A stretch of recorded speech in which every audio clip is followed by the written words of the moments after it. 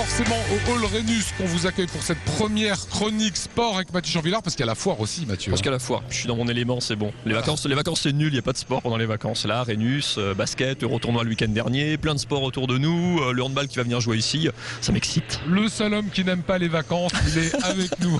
On commence avec le foot.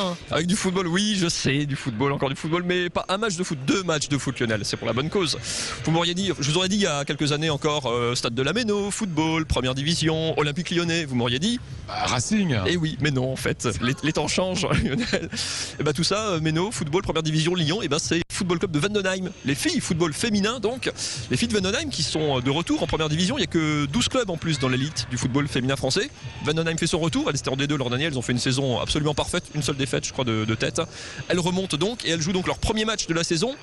L'intelligence des nouveaux dirigeants du Racing Club de Strasbourg, une qualité qui a sûrement fait défaut les années précédentes. 2 matchs pour le prix d'un, donc au stade de la Méno, c'est samedi après-midi à 16h. Donc les filles de Vendenheim, première journée de première division contre l'Olympique Lyonnais.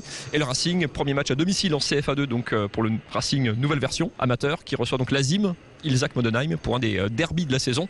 Les filles de Vendenheim contre Lyon, ça va être très compliqué. Lyon, c'est quasiment toute l'équipe de France qui était 4e à la Coupe du Monde cet été. C'est Lyon multiple champion de France et champion de France en titre évidemment, et Lyon vainqueur de la Ligue des Champions. Donc là, comme chez les garçons, la plus grosse compétition européenne. Match très très compliqué, mais au stade de la Méno, mais pour le retour en D1, c'est quand même un sacré challenge pour les filles de Dominique Steinberger que je vous propose d'écouter tout de suite. À la fois, c'est beaucoup de fierté de dire voilà, on va démarrer le championnat avec Lyon.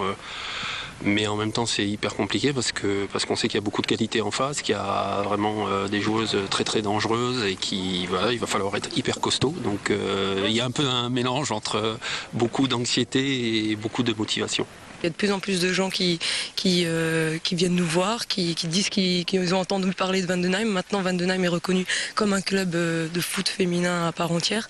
Donc si on peut profiter de la venue de l'OL pour faire parler de nous, on saute sur l'occasion. Après, c'est clair que ça ne va pas être une mince affaire. Donc il va falloir essayer de faire parler de nous aussi par rapport à notre jeu et pas que parce que l'OL vient chez nous.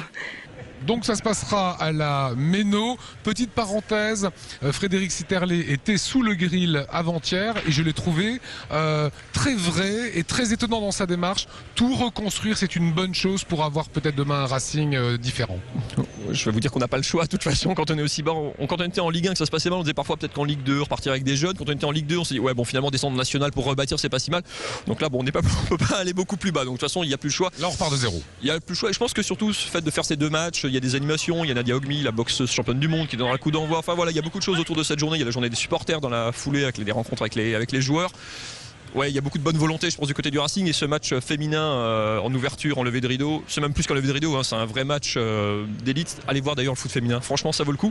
C'est assez différent du football chez les garçons, c'est moins physique, évidemment. Il y a beaucoup moins de fautes, ce qui fait que c'est quand même beaucoup plus agréable à regarder. Si vous en avez marre des maillots, des machins, ça joue, hein, attention quand même. Mais du coup, il y a moins de temps mort, c'est beaucoup plus fluide comme jeu. C'est technique, c'est tactique. Allez voir ça. Les 2 matchs pour 10 €, 10 € sur le prix d'un billet, mais on vous donne une invitation. Donc 5 € la place pour ces 2 matchs au stade de la Méno. Samedi 16h les filles, 18h30 les garçons. En gros, ça tacle pas, ça tire les cheveux quoi. Non, c'est pas sympa, il faut pas dire ça, c'est pas bien coupé. Non, je vais le laisser. Bon, allez, promis, on coupera. Le Top Sport lundi. Lundi soir, 19h40 et toutes les heures, évidemment, avec un gros retour évidemment sur ces 2 matchs, Vendenheim-Lyon et Racing Azim. On parlera course à pied et trail aussi avec l'Ultra Trail du Mont Blanc qui était le sommet mondial de la course à pied. Beaucoup d'Alsaciens ont fait le déplacement dans les Alpes.